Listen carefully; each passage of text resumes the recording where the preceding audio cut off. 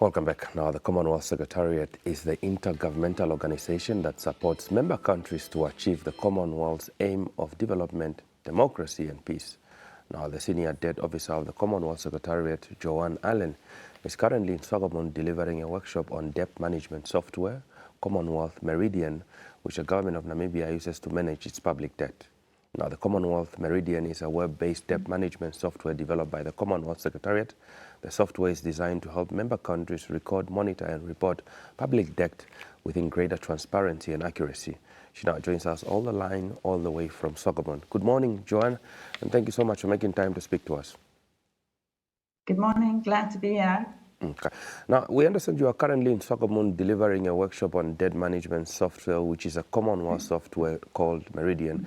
Perhaps share some insight on the workshop and how it is faring off so far since it started. Yes, so the workshop's been going on for 2 weeks, and in fact today is our last day on the workshop. So the Commonwealth Secretariat was invited by the Ministry of Finance, and we have about 14 officials from the ministry that have joined the workshop, as well as a few from the Bank of Namibia. And the workshop has been extremely engaging.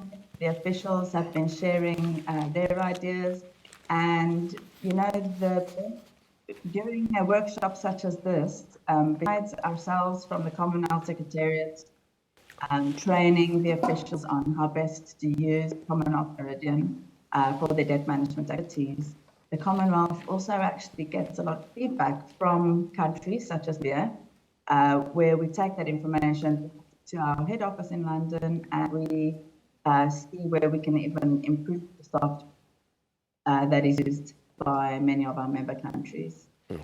What seems to be some of the current challenges Namibia is facing in managing its public debt, and how Meridian helps address these challenges? It's a really good question.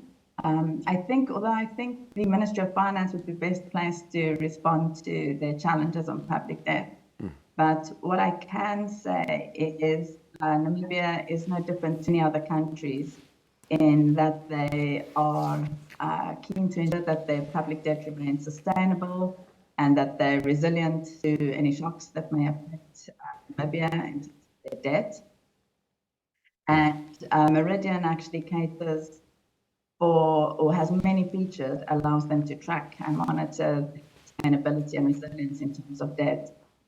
And actually on that note, I would also like to share that the Commonwealth heads of government of the 56 member countries, they actually declared 2025 as the year of innovative, resilient and sustainable debt.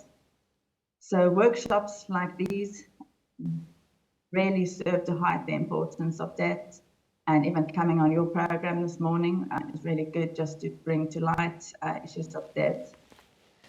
And to also support this year of debt, we'll be releasing a publication on youth and public debt shortly in 2025.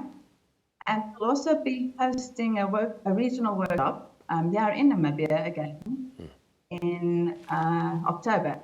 We're partnering with the regional organization, the Macroeconomic and Financial Institute of Southern and Eastern Africa. And about 8 countries have been invited. So Namibia's been very generous in hosting such a workshop again. Thank you so much for sharing that. Let's talk about the risk that should debt management officers anticipate when relying on a software tool like Meridian. I mean, who has accessed it? How safe is it? Is it secure enough? Should the public be worried? Yes. When we roll out Meridian to a country, they may, we think it sort of minimizes, helps countries to minimize all sorts of risks. But one risk they should be aware of, as you point out, are the operational risks and the IT security. But when we roll out the system, we invite all the stakeholders. The IT team is one. We look at the infrastructure where it's been installed, and we have many security features in place. The institutions such as the Ministry of Finance, where the system is installed, needs to also ensure that they have business continuity plans in place. And they have the usual challenges that all countries have, where they have a lot of staff turnaround, staff join and go. And of course, you need to be sure that the staff remained trained on software to ensure consistency of operations on the system. And on that, I can share that we actually have some really good e-learning modules, both on debt management concepts, as well as the Commonwealth system. And these e-learning courses are actually to our member countries. I can also say we have really large organizations such as Reserve Bank India or even the South African Reserve Bank who use systems, and they're very much concerned with security, and so our systems need to meet their requirements. Now, how might better and more transparent data affect decisions on borrowing, investments, and public spending in Namibia? All right. Part of this workshop, we're also focusing on data quality, and the better the quality of data and the more comprehensive it is, the more countries such as Namibia will be more transparent on reporting their data. And what we see, if you're transparent in sharing the data, the more information stakeholders have, and stakeholders are like your investors, lenders, financial analysts, even parliament or the general public. The more transparent you are, the less uncertainty there is around what government's plans are in terms of public debt. And this can often lead to potential reduction of debt service costs, which of course would be very, very beneficial. Mm-hmm. What trade-offs are involved in pursuing debt transparency compared to other Asian government priorities, especially perhaps in this context of Namibia? I wouldn't say there's really a trade-off. I would say it's more of an enabler. Mm-hmm.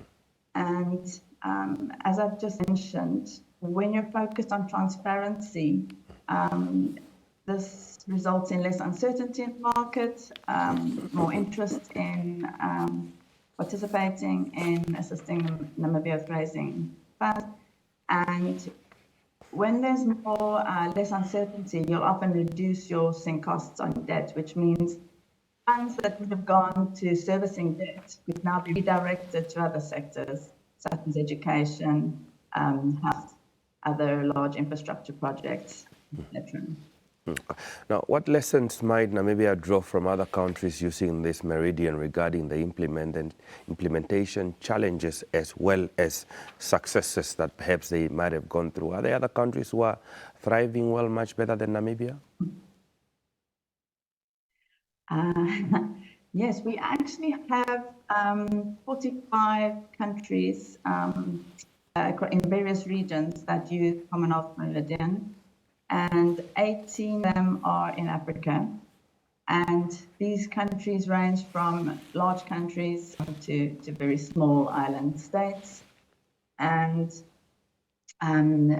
these countries manage a combined debt portfolio of around $4 trillion US. But some of the challenges, and it doesn't matter if they're a small or large country, what we've seen, some of the challenges is these debt officers are often managing the largest debt portfolio in the country. And so obviously takes concerted effort amongst all the stakeholders. And we find that when implementing a system such as Meridian, it puts a lot of strain on the debt office in terms of kind of work as usual and trying to put a new system in place. And these have been some of the challenges, but I see in Namibia's case, there's a lot of importance has been to implementing the system as fast as possible. And they've appointed a project manager, which I think hasn't always happened in many countries, which causes some challenges. So I'm really glad that Namibia has given this system so much importance in their efforts. Okay. How then do you ensure that multiple stakeholders and institutions are coordinated and consistent in putting in, reviewing, and using data that is available in Meridian? Yeah, good question. We've actually been discussing this very point, the workshop, and also one of the reasons why the Bank of Namibia joined the workshop. Some of your viewers may not be aware, but the bank works really closely with the Ministry of Finance in terms of conducting the auctions to raise funds through treasury bills and bonds. And so they're one of the main stakeholders in this in debt management with the ministry.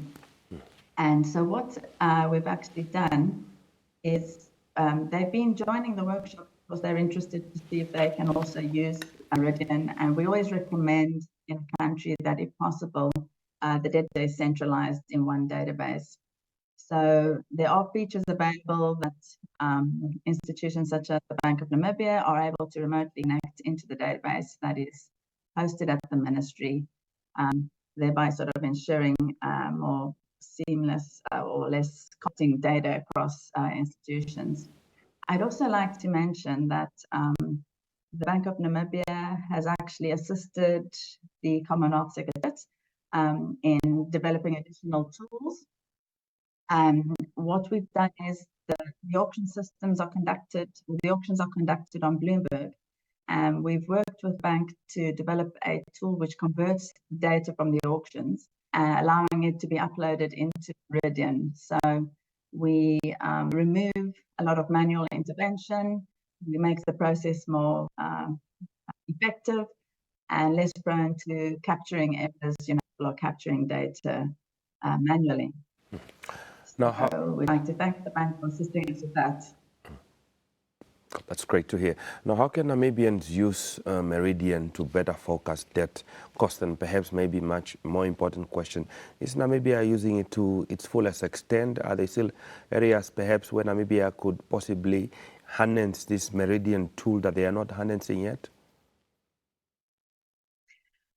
Yes, and that has been another big discussion we've been having.